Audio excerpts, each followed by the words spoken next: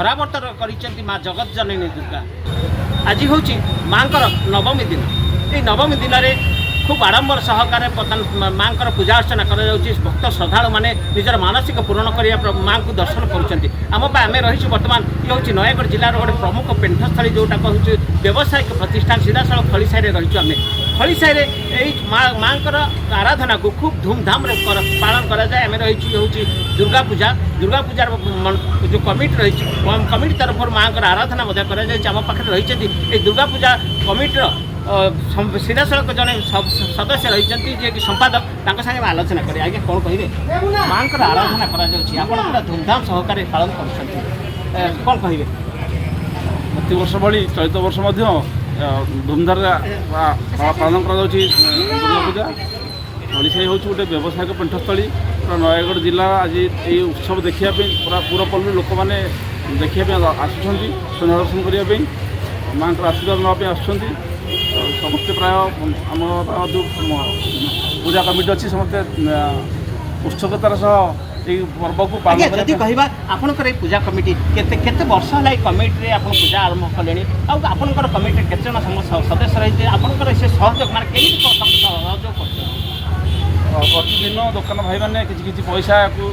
दौरान से पैसा आम ये बजार को आज 50 वर्ष ऊर्ध्व वर्ष चली आसला पूजा ये वर्ष पूरा धूमधड़क आम करुँ। दर्शक मान आगमन देखिए आमको उत्साहित लगुच आपण मान आगमन आम सहयोग कर काम। आज्ञा सीधा पूरा आनंदित रही उत्साह रही पूजा करुँच दीर्घ 50 वर्ष ऊर्ध्व ये मंडप रे माँ पूजा अर्चना कर आउ जड़े सदस्य आम पाखे रही भाई कौन कहे ठाकुर आज हूँ अष्टमी पूजा काली नवमी परदिन दशहरा ये जो आरंभ पूरा धूमधाम पूरा खलीसाई बजार खलीसाई को जब आम कह संपूर्ण भाव में पूरा लाइट साजसज्जा पूरा चकचकम हो सारी केमती कौन कहे विषय कौन आर आनंदित रही ये तो बहुत खुशी माहौल अच्छी बर्तमान ये तो माँ धरावतरण करने इंद्रदेव कृपा बहुत सुंदर भाव में पागर अनुकूल रही लोक भी आगमन बहुत जोरसोर भी अच्छी पूजा बहुत धूमधाम चलती बर्तमान आम भी गोटे मंडप नुह ये 4-5टा मंडप भी अच्छी भी से बर्तमान धूमधाम आकार चली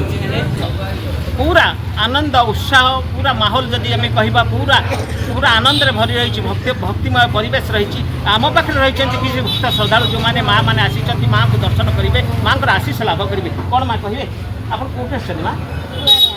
ठाकुर को दर्शन कर कौन मन कौन मन रही आप भल अनुभूति होचे ये आप प्रत्येक वर्ष आसती कौन अनुभूति आप रही कौन माँ कहे खुशी लगे सब सुविधा आम देखु पूरा आपंकर ये अंचल पूरा लाइट साजसज्जा भल लगे सब से आग्रह लगे सब जन माँ को आसिले दर्शन कले कौन कृपा लाभ खुशी लगे बहुत बढ़िया लगे सीधा सड़क माँ पूरा आनंद भाव विहुल होती माँ को दर्शन कर माँ को आशीष लाभ कर प्रत्येक वर्ष यही खलीसाई की जदि आम कह खलीसाई पाखापाखि 3-4टी मंडप रे माँ को पूजा अर्चना कराए पूरा जदि कह खलीसाई समग्र ग्राम को पूरा लाइट साजसज्जा है पूरा जाक जमक भाव में माँ को आराधन करी कह नयगढ़ जिलार ये हूँ पुरातन पीठ भाव में जब खलीसाई की कह माँ को भल भाव में जाक जमक आराधना कराए खंडपड़ारू सरोज कुमार चौधरी का रिपोर्ट और